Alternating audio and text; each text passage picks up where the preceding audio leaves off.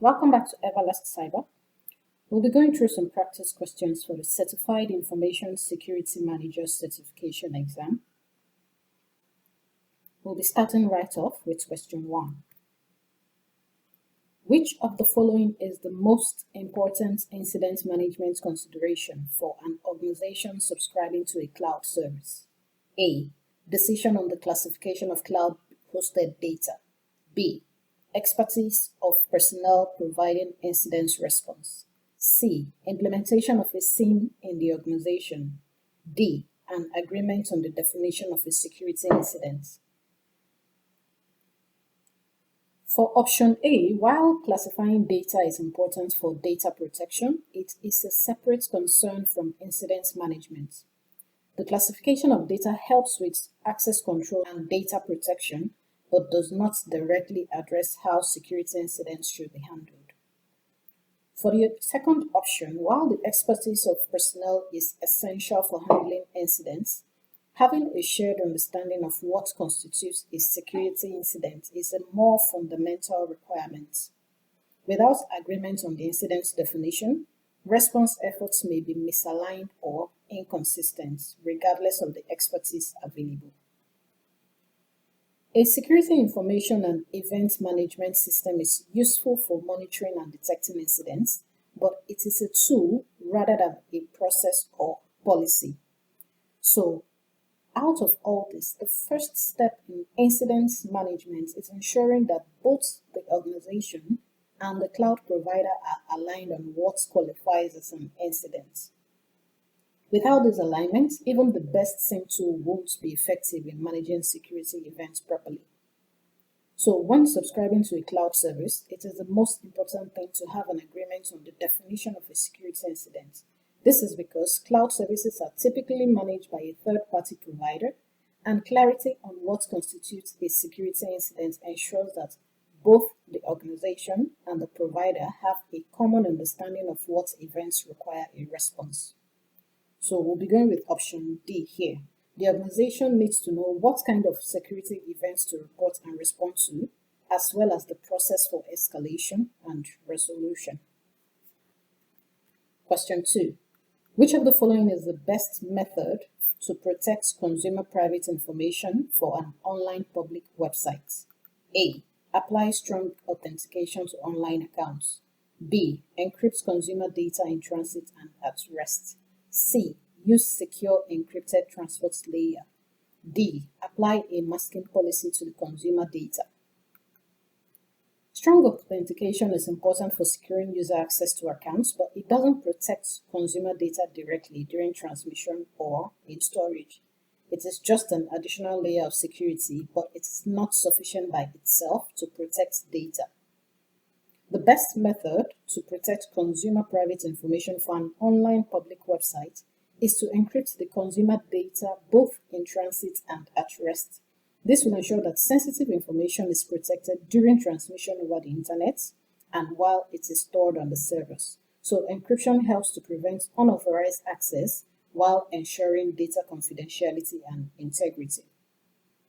For option C, while using a secure encrypted transport layer is essential for protecting data in transit, it does not address the protection of data at rest. And in option D, data masking is useful for obfuscating certain data in non-production environments or in cases where full data visibility is not needed. However, it is not a comprehensive approach to protecting all consumer data. Given the options we have here, the best method to protect consumer private information for an online public website is option B, to encrypt the consumer data both in transit and at rest. Question 3. Which of the following is the primary responsibility of an information security manager in aligning the security program with business objectives? A. Establishing an incident response team. B. Developing a risk management strategy. C. Conducting regular security awareness training. D. Ensuring compliance with industry regulation. While establishing an incident response team is important, This is a tactical activity and it is not directly about aligning the program with business objectives. The primary responsibility of an information security manager is to ensure that the organization's security program aligns with its business objectives. So developing a risk management strategy is central to this alignment because it helps to identify, assess, and mitigate risks that could affect business operations. A well-defined risk management strategy ensures that security initiatives are prioritized based on their impact on business goals. In option D, training is essential, but it supports the strategy rather than defining alignment with business objectives.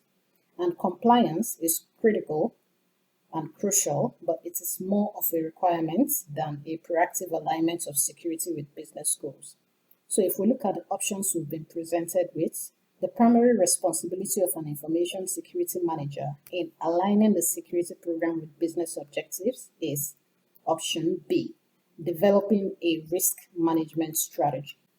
Question 4. Risk scenarios simplify the risk assessment process by A. Covering the full range of possible risk. B. Ensuring business risk is mitigated. C. Reducing the need for subsequent risk evaluation. D. Focusing on important and relevant risk. While risk scenarios are designed to cover potential risks, attempting to address the full range of possible risks can overwhelm the assessment process and make it less efficient. Instead, risk scenarios are meant to focus on the most likely or high-impact risk, which helps to streamline the process. Risk scenarios are a tool for identifying and understanding risks, but they do not directly ensure that risks are mitigated. The mitigation itself is a separate step that follows the risk assessment. Risk scenarios helps with the initial identification and understanding of risks, but they do not eliminate the need for further risk evaluation. Risk scenarios helps to simplify the risk assessment process by focusing on important and relevant risks. These scenarios are designed to concentrate on the most likely and impactful risks, allowing organizations to allocate resources and attention to those areas that would have the greatest effect on the business. So we'll be going with option D here.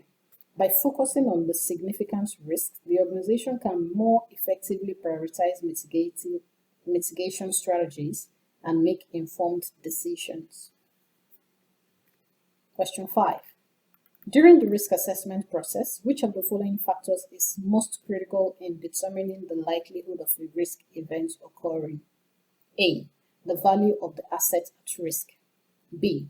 The organization's risk tolerance. C. The effectiveness of existing controls. D. The financial impact of the events. The value of the asset is critical for assessing the impact of a risk event, but it is not critical for assessing its likelihood. Risk tolerance affects decision-making around risk acceptance, but it doesn't directly influence the probability of occurrence. During the risk assessment process, the likelihood of a risk event occurring is largely influenced by the effectiveness of existing controls. These controls are measures that are implemented to mitigate or reduce the probability of a threat exploiting a vulnerability. For the last option, the financial impact of the event pertains to the consequence or impact of a risk event, but not its likelihood. In the question we're asked, we are looking for the factor that is most critical in determining the likelihood of a risk event occurring, and that will be option C, the effectiveness of existing controls. So it is during this risk assessment process, the likelihood of a risk event occurring is influenced by the effectiveness of the existing controls in place. Question 6. When supporting an organization's privacy officer, which of the following is the information security manager's primary role regarding privacy requirements? A. Ensuring appropriate controls are in place. B. Monitoring the transfer of private data. C. Determining data classification. D. conducting privacy awareness programs. The primary role of the Information Security Manager when supporting an organization's privacy officer is to ensure appropriate controls are in place. This will involve implementing technical, administrative, and physical security measures to protect private data in compliance with privacy regulations like GDPR or CCPA. Information security managers are responsible for ensuring that the right security mechanisms are applied to safeguard data and prevent unauthorized access, use, or disclosure, and this is critical to meeting privacy requirements. For option B, while monitoring the transfer of private data is an important aspect of data protection, it is a more specific task. The broader responsibility of the Information Security Manager is to ensure that all the controls necessary to protect private data, including during its transfer, are in place. For option C, data classification is usually the responsibility of the privacy officer or the data owner. It is not the responsibility of the Information Security Manager. And in option D, privacy awareness programs are important for educating employees about privacy policies and practices, but this is the responsibility of the privacy officer or human resource. The Information Security Manager's role is more focused on ensuring security controls are in place to protect privacy. So out of the options we have, the primary role of the Information Security Manager is option A, ensuring that appropriate controls are in place. Question 7. An information security risk analysis best assists an organization in ensuring that A, the infrastructure has the appropriate level of access control. B, cost-effective decisions are made with regard to which assets need protection. C, an appropriate level of funding is applied to security processes. D, the organization implements appropriate security technologies. In option A, while access control is an important part of information security, a risk analysis focuses on identifying risks to assets, data, and systems rather than just ensuring access control is appropriately implemented. For option B, an information security risk analysis helps an organization to identify and prioritize its most valuable assets and the risk associated with them. By doing so, it ensures that the organization makes cost-effective decisions on where to focus its resources and protection efforts. For option C, funding decisions are a secondary outcome of a risk analysis. The primary purpose is to evaluate risks to assets and ensure that resources are applied where they are most needed. In option D, risk analysis may inform the selection of security technologies, but in this case, the focus is not on implementing specific technologies. The analysis helps the organization to understand the risk it faces, which might then lead to the implementation of appropriate technologies, but this is not the primary focus of the analysis.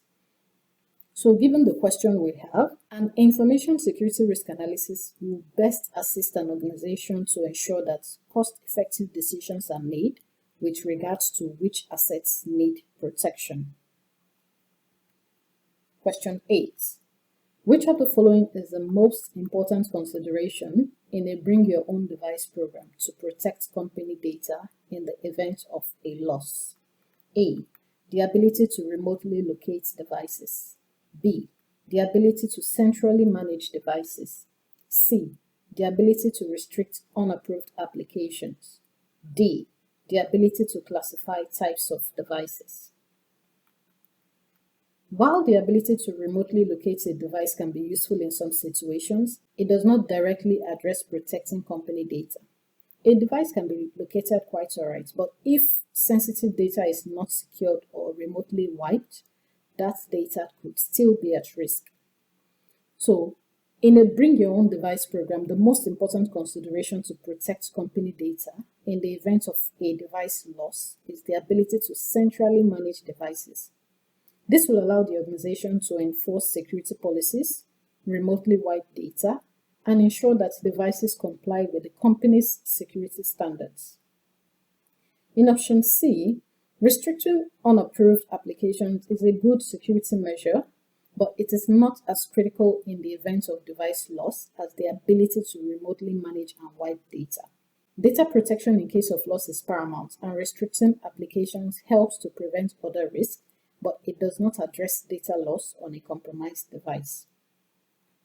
In option D, classifying devices is important for determining which devices can access company data, but it doesn't directly protect data in the event of a loss. So out of these options we've been given, the most important consideration in a bring your own device program that will protect company data in the event of a loss is option B, the ability to centrally manage devices. So this will help the organization to enforce security policies on the device, remotely wipe data on that device, and ensure that the device complies with the company's security standards. This is made possible by centralized management, which ensures that even if a device is lost, sensitive company data can still be remotely erased or secured to prevent unauthorized access. Question 9. Which of the following is the most important consideration when developing information security objectives? A. They are regularly reassessed and reported to stakeholders. B. They are approved by the IT governance function. C. They are clear and can be understood by stakeholders. D. They are identified using global security frameworks and standards. In option A, while reassessing and reporting on the objectives is important for tracking progress, it is not as critical as ensuring the objectives are clear and understandable from the onset. In option B, approval by the IT governance function is important for ensuring alignment with overall organizational strategy, but this is secondary to ensuring that the objectives are clear to those who will be working towards achieving them. In option C, while developing information security objectives is very important, it is also necessary that they are clear and that they can be understood by stakeholders. Clear objectives ensures that all stakeholders, including management, IT teams, and employees, are aligned with the organization's security goals. In option D, while global security frameworks and standards are valuable for establishing industry best practices, the most critical factor is ensuring that the objectives are clear and understandable within the specific context of the organization. So out of all these options, we'll be going with option C. The most important consideration when developing information security objectives is to ensure that they are clear and that they can be understood by stakeholders. Question 10. In a multinational organization, local security regulations should be implemented over global security policy because A. Business objectives are defined by local business unit managers. B. Deploying awareness of local regulations is more practical than of global policy. C. Global security policies include unnecessary controls for local businesses. D. Requirements of local regulations takes precedence. For this, we'll be going with option D, and I'll explain why. In a multinational organization, local security regulations should be implemented over global security policies because the requirements of local regulations takes precedence. Different countries and regions have their specific legal and regulatory requirements related to data privacy, cybersecurity, and other security-related matters. So, failing to comply with local laws can result in legal consequences, fines, or other penalties for the organization. So, therefore, local regulations must be prioritized to ensure compliance with the law. Question 11. What is the primary reason for defining the information security roles and responsibilities of staff throughout an organization? A. To comply with security policy. B. To increase corporate accountability. C. To enforce individual accountability. D. To reinforce the need for training. In option A, while defining roles and responsibilities is important for ensuring compliance with security policies, the primary reason is to enforce individual accountability. Compliance comes as a result of accountability, but this is not the main reason for defining roles. In option B, increasing corporate accountability is important, but individual accountability is more directly focused when defining roles and regulations. So defining the information security roles and responsibilities is crucial for ensuring that individual accountability is maintained throughout the organization. When roles and responsibilities are clearly defined, it becomes easier to hold individuals accountable for their actions and decisions regarding information security. This will help to prevent security breaches, ensures compliance with policies, and reinforces that everyone in the organization has a role to play in protecting information assets. In option D, while training is an important part of information security, defining roles and responsibilities is more directly aimed at enforcing accountability, but it is not specifically aimed at reinforcing the need for training. So out of these options, we'll be going with option C. Enforcing individual accountability will help to prevent security breaches and ensures compliance with policies, while also reinforcing that everyone in the organization has a role to play in protecting information assets. Question 12. To gain a clear understanding of the impact that a new regulatory requirement will have on an organization's information security controls, an information security manager should first: A. Conduct a cost-benefit analysis. B. Conduct a risk assessment. C. Interview senior management. D. Perform a gap analysis. While a cost-benefit analysis is valuable in assessing the financial impact of implementing security controls, this is not the first step. Looking at option B, a risk assessment is important in understanding potential vulnerabilities and threats, but it follows the gap analysis, so this is also not the first step. In option C, interviewing senior management is useful for understanding strategic goals and ensuring alignment with business objectives. However, this is also not the first step. The first step will be option D. To gain a clear understanding of the impact that a new regulatory requirement will have on an organization's information security controls, the first step an information security manager should take is to perform a gap analysis.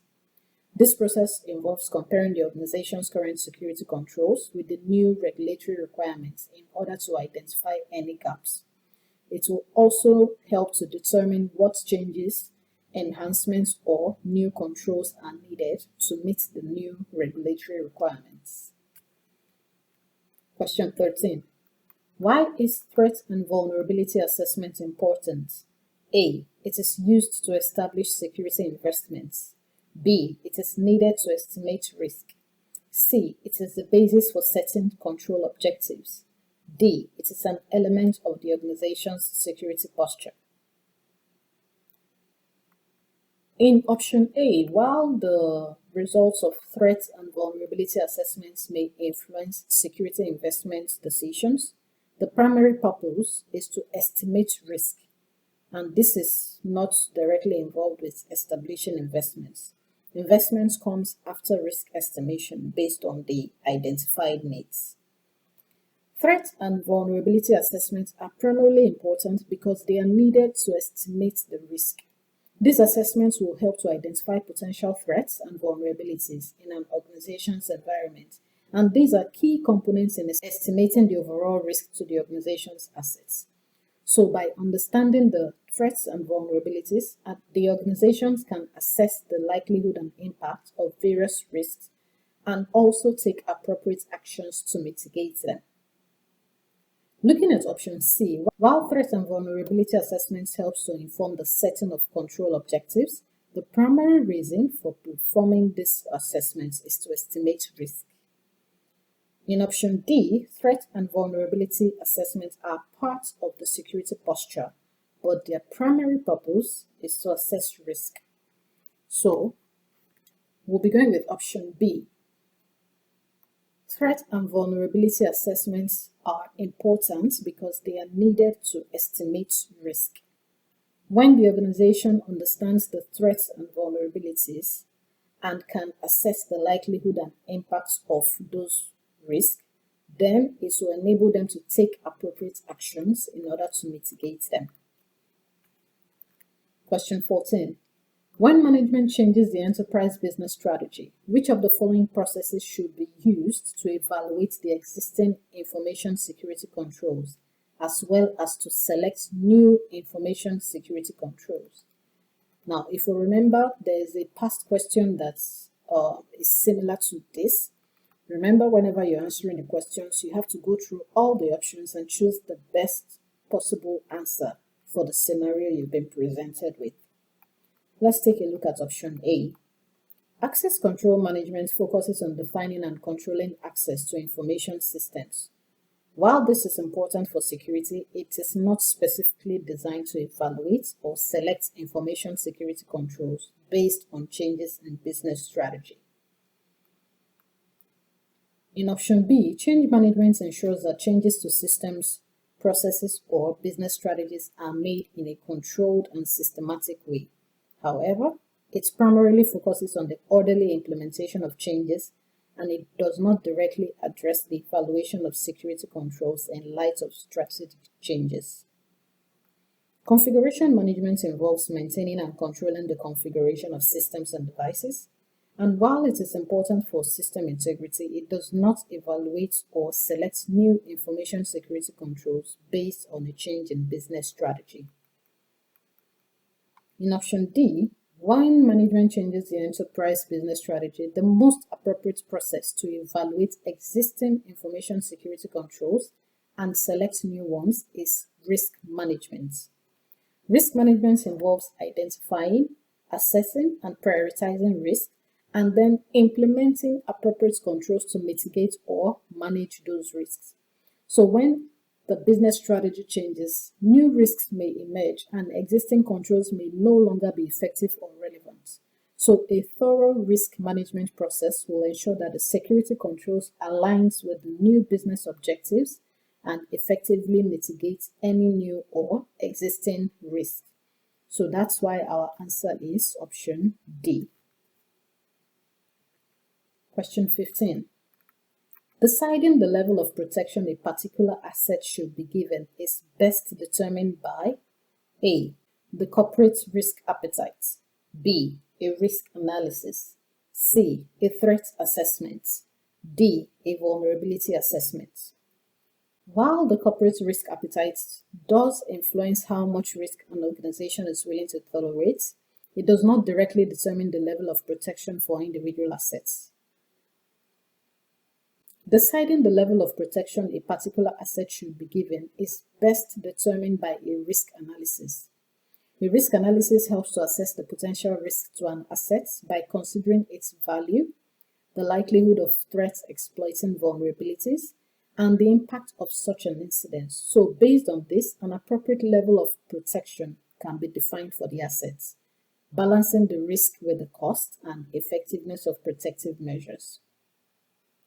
In option C, a threat assessment identifies potential threats, but it does not provide a comprehensive evaluation of the risk or the level of protection required. While in option D, a vulnerability assessment identifies weaknesses in systems or processes, but it does not evaluate the risk to assets. Out of all the options, option B, a risk analysis, is the one that best incorporates both the likelihood of vulnerabilities being exploited and the impact of such exploitation, thereby providing a better foundation for deciding the level of protection needed. So that's why we're going with option B, risk analysis.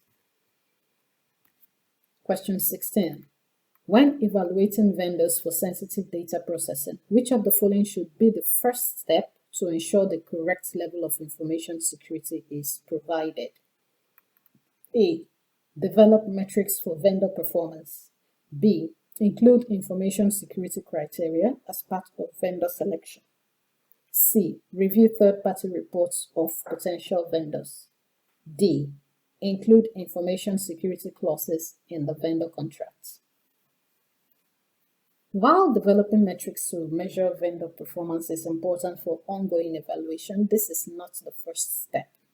When evaluating vendors for sensitive data processing, the first step to ensure the correct level of information security is provided is to include information security criteria as part of the vendor selection process. By incorporating security requirements into the vendor selection process, you will ensure that potential vendors meet the necessary security standards before they are even considered for the contract. Looking at option C, reviewing third-party reports like the security audits and certifications is a valuable step, but this only comes after ensuring that information security requirements are included in the vendor selection process.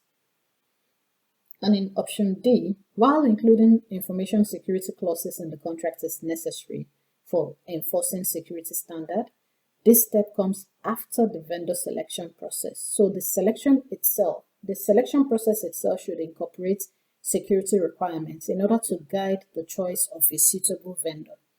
So that's why the first step is option B, to include information security criteria as part of vendor selection process.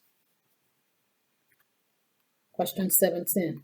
What is the primary purpose of an unannounced disaster recovery exercise? A. To evaluate how personnel react to the situation. B. To provide metrics to senior management. C. To assess service level agreements. D. To estimate the recovery time objective. With the options we are given, the primary purpose of an unannounced disaster recovery exercise is to evaluate how personnel will react to the situation. This type of exercise is designed to simulate a real disaster scenario without prior notice to participants, thereby testing how well employees, teams, and systems respond under pressure in an actual disaster situation. The goal of this exercise is to ensure that the team follows the disaster recovery plan efficiently, maintain communication, and is able to recover critical systems and data within the established recovery time objective. So our answer is option A. Question 18. Which of the following is the best way to build a risk-aware culture? A. Periodically change risk awareness messages. B. Ensure that threats are communicated organization-wide in a timely manner. C. Periodically test compliance with security controls and post results.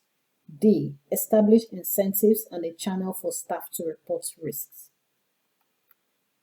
In option A, while changing risk awareness messages periodically can help to maintain attention, it is not as effective as directly involving the employees in identifying and reporting this risk. Repetition of key messages can also be more effective than the constant changes in messaging. In option B, communicating threats is important, but it doesn't necessarily build a risk-aware culture by itself. It focuses more on information sharing rather than engaging employees in the identification and management of risks. Option C, testing compliance with security controls is important for ensuring that policies are followed, but it doesn't create an engaging risk awareness culture. The best way to build a risk-aware culture is to establish incentives and a channel for staff to report these risks.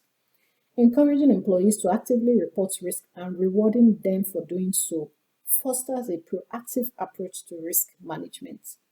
A culture that values the identification and communication of risks allows the organization to address vulnerabilities quickly and effectively.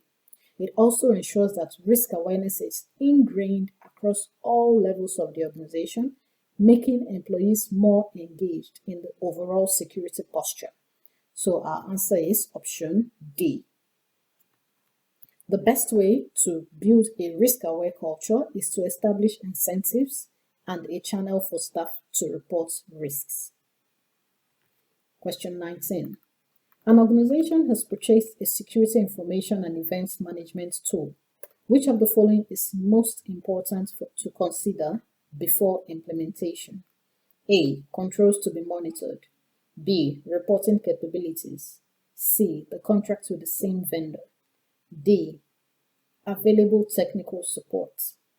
Before implementing a security information and event management tool, the most important consideration is determining the controls that will be monitored.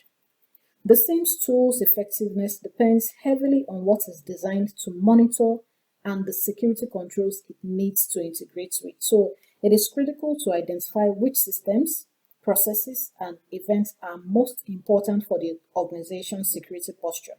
So the SIEM can be configured to collect, analyze, and respond to the right events and data. For the other options, while reporting capabilities are an important feature of a SIEM tool, they are secondary to knowing what controls need to be monitored. Also, the contract with the vendor is crucial for legal and financial reasons, but it doesn't affect the immediate technical readiness of the SIEM implementation. Technical support is also essential for addressing issues during implementation and operation, but it is not as critical as knowing which controls to measure. So the most important thing to consider before implementing the SIEM tool is to know what controls need to be monitored. And that is why we're going with option A. Question 20. An information security team is investigating an alleged breach of an organization's network. Which of the following would be the best single source of evidence to review? A. File integrity monitoring software. B. Security information and event management tool. C. Intrusion detection system. D. Antivirus software. The file integrity monitoring software is useful for detecting changes to files and critical system components, but it only focuses on monitoring individual systems and files and not the broader network activity or the full scope of the breach. It may provide valuable data, but it's not as comprehensive as the SIEM tool. The best single source of evidence when investigating a breach is the Security Information and Event Management tool. A SIEM tool aggregates, correlates, and analyzes logs and security events from various sources across the organization, thereby providing a comprehensive view of the network activity. So it can help identify patterns of suspicious behavior, it can track the timeline of the breach, and it can also correlate data from different systems in order to pinpoint the source and impact of the attack. In option D, while an IDS is important for detecting malicious activity and network intrusions, it focuses only on identifying known attack patterns or anomalies in traffic. So it may not provide as detailed and comprehensive a record of all network events as a SIEM tool. An antivirus software is important for detecting malware on endpoints, but it typically operates at the device level, so it may not provide insight into the broader network activity. So out of the options we've been given, the best single source of evidence to review during a security breach is the Security Information and Event Management tool, also known as SIEM. So our answer is option B. The SIEM tool aggregates, correlates, and analyzes logs and security events from different sources across the organization, providing a comprehensive view of the network activity. This brings us to the end of the practice questions and answers for the Certified Information Security Manager. Don't forget to like, comment, and share, and also hit the subscribe button so that when our next informative video drops, you will be notified. Thank you for watching, and I'll see you in the next video.